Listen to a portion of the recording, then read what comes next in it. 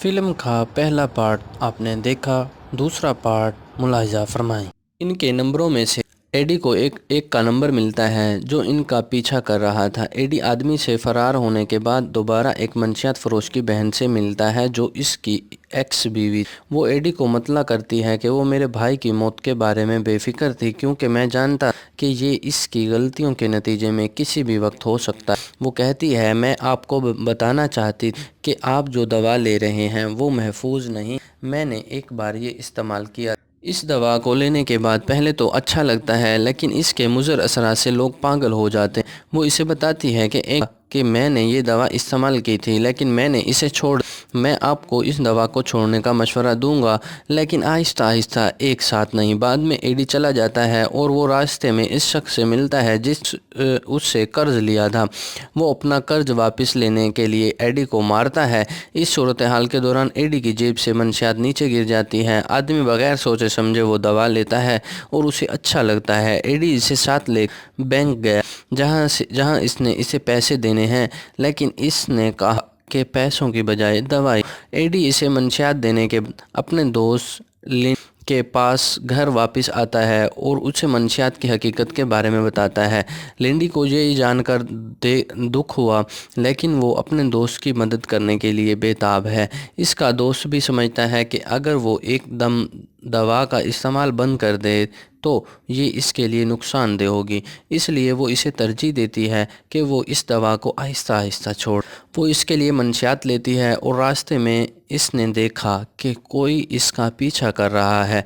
जब वो पीछे मुड़कर देखती है तो हमें मालूम होता है कि वो वही आदमी है जो पहले एडी का पीछा कर रहा था और अब वो शख्स एडी के दोस्त का पीछा कर रहा था। वो जल्दी से एक पार्क में जाती है और दो लोगों से उसकी मदद करने को कहती है। ताहम जब वो शख्स इन दोनों को कत्ल करता है तो लिंडी परेशान हो जाती है और एडी को फ़ोन करती जो इसे दवा लेने का मशवरा देता है और उसके नतीजे में इसका दिमाग तेज़ हो जाता है। आप समझ जाएं कि इस सूरत हाल में आपको क्या करने की ज़रूरत। लिंडी भी ऐसा ही करती है और फ़ौरन ही मंशियात लेती है। इसका दिमाग भी फ़ाल तौर पर काम करना शुरू कर देता है। इसने एक बच्चे को अपनी गोद में उठा रखा है जिसने आइस स्केट पहने हुए और बच्चे को स्केट्स पर ले जाने के बाद स्केट्स इस शख्स पर लगते हैं जो ज़ख्मी होकर नीचे गिर जाता है। बाद में इसकी सहेली इसके घर आई तो वो बता रही थी कि मंशियात लेने के बाद उसका दिमाग कैसे बदल गया। एडी भी इसके साथ अपने ख्यालात का इजहार करता है और उसे बताता है कि ये नुकसानदेह अद्वियात हैं, दोबारा मत लेना और मैं भी इसे जल्द छोड़ दूँ। जबकि हम देखते हैं कुछ लोग बाहर से एडी से रब्ता कर चुके हैं। दरअसल एडी के आदमी ने जिसने कर्ज लिया है उन्हें भेजा है। उन लोगों को एडी से दवा लेना है जहां एडी ने इन्हें मंशियात दी है और उसने भी मंशियात लेना शुरू कर दी है। इसके पास मंशियात लेने के अलावा कोई चारा नहीं था क्योंकि वो जिस सूरत हाल में था। एडी ने दो मुहाफ़िज़ों की खिदमत हासिल की है क्योंकि इसे यकीन है कि इसकी जान को ख़तरा हो सकता है। मंशियात लेने के बाद वो बिज़नेस टाइकून से मुलाकात का एहतमाम करता है जो कामयाब हो जाता है। वो अपने पिछले आमाल के लिए माफ़ी मांगता है और कहता है कि ये मुमकिन है कि मैं ठीक महसूस नहीं कर रहा। दूसरी जानिब एडी एक बिज़नेस टाइकून से मुलाकात के बाद दूसरे लोगों से मुलाकात कर रहा है। ये सब एडी की वजह से कामयाब। एडी ने महसूस किया है कि अगर वो इस दवा के दौरान काफ़ी सोते हैं, काफ़ी पानी पीते हैं और शराब से परहेज़ करने से वो जल्द सेहतयाब हो सकता। बाद में एडी का सामना एक केमिस्ट से होता है जिसने इस दवा के असर को रिवर्स करने के लिए कहा। एडी से एक पुलिस अफसर रब्ता करता है जिसे इस मंशियात फरोश के मामले में एडी के मुलविस होने पर शक है। एडी ने इस केस से बाहर निकलने में मदद के लिए एक वकील से काम। ये वकील ये कहकर एडी इस केस से आर्जी तौर पर रिहा करता है कि पुलिस के पास तमाम सबूत नहीं हैं। इससे ये साबित हो सकता है कि एडी एक कातिल है। बाद में हम एडी और बिज़नेस टाइकून को शहर के एक और बिज़नेस टाइकून से मिलते हुए देखते हैं जो एक बूढ़ा आदमी था जिसकी सेहत ख़राब थी। उनकी मुलाकात कामयाब होती है और अगले ही मंजर में एडी को इसके अपार्टमेंट में दिखाया गया है।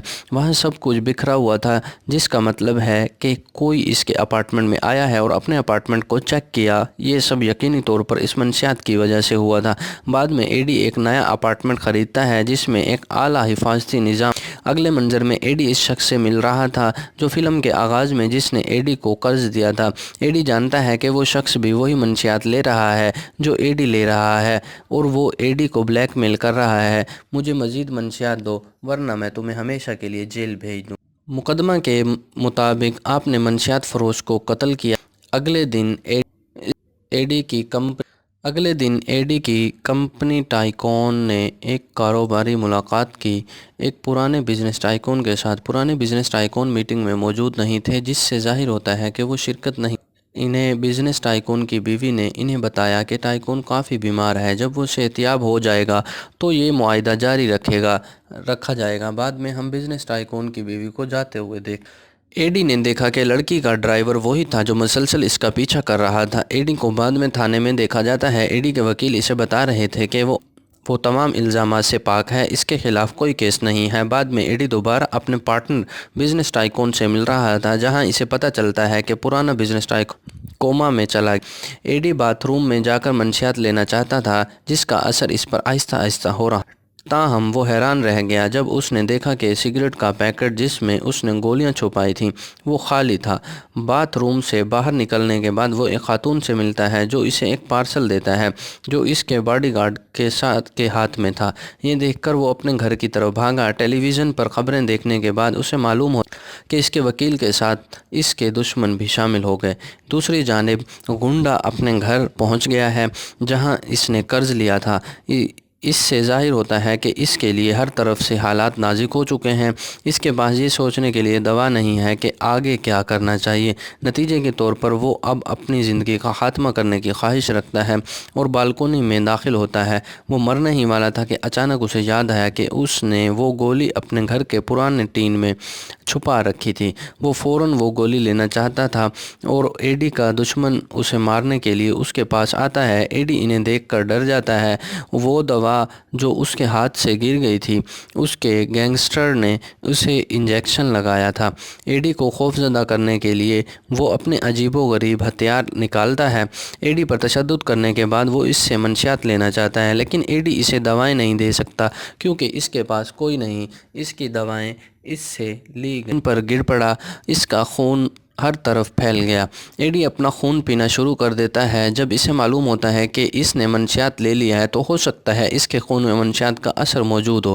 اس کا خیال ہے کہ اس انجیکشن والے خون کو لینے کے بعد اس کا دماغ کام کرنا شروع کر دے گا۔ یہ اس کے خیالات کے نتیجے میں ہوتا ہے اور اس کا دماغ کام کرنا شروع کر دیتا ہے۔ بعد میں گنڈے اسے مارنے کے لیے جا رہے تھے۔ ان میں سے ایک آدمی آدھا اندھا تھا۔ ایڈی نے سلائی کی مدد سے اسے مکمل طور پر اندھا کر دیا، جبکہ اس نے دوسرے شخص کو ٹی وی سے قتل کر دیا۔ ایڈی بھاگ رہا تھا لیکن اس کا پیچھا کسی اور نے بھی کیا تھا۔ لات مارنے کے بعد ایک طرف پھینک دیا ہے۔ ایڈی کے اندھے شکار نے غلطی سے اپنے ہی آدمی کو گولی مار دی۔ اس کے بعد اس شخص نے اندھا دھند فائرنگ شروع کر دی، ایک گولی سے ایڈی کو مارنے کی امید میں۔ دوسری طرف ایڈی نے اس آدمی کو پکڑ لیا اور پیانو کا استعمال کرتے ہوئے اسے عمارت کی کھڑکی سے باہر پھینک دیا۔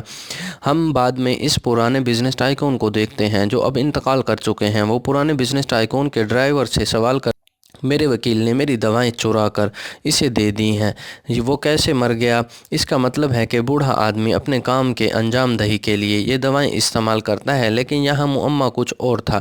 وہ بوڑھا آدمی بوڑھے کا ڈرائیور تھا اور ہمیشہ ایڈی کا پیچھا کرتا تھا۔ وکیل سے منشیات لینے کے بعد کہتا ہے کہ آپ نے اسے نہیں دی بلکہ وہ خود یہ دوائیں استعمال کر رہا تھا۔ بعد میں وہ دونوں وکیل کے گھر چلے جاتے ہیں۔ ایڈی کو آخرکار دوا مل گئی۔ فلم میں کئی سال گزر چکے ہیں اور ہم ایک بار پھر ایڈی کو دیکھ رہے ہیں۔ ایڈی اب ایک گورنر کے لیے کام کر رہا تھا۔ وہ ایک آدمی نے اس سے کہا کہ ایک بڑی فارما کمپنیوں کا مالک ایڈی سے ملنا چاہتا ہے اور وہ اس کا انتظار کر رہا کہ اس سے کوئی فرق نہیں پڑتا کہ وہ کتنی دور چلا جائے۔ میں ہمیشہ آپ سے ایک قدم آگے رہوں گا اور میں اب بھی آپ سے ایک قدم آگے ہوں۔ فلم یہاں ختم ہوتی ہے۔ دیکھنے کے لیے شکریہ۔